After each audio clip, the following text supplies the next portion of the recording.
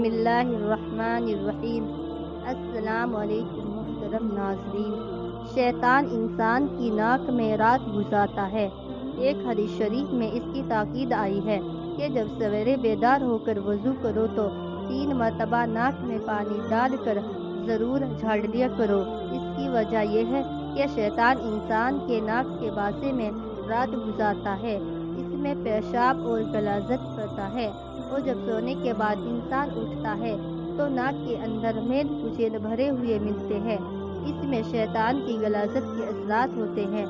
جب وضو میں ناک اچھی طرح جھاڑ لیا جائے تو شیطان کے اثرات صاف ہو جاتے ہیں۔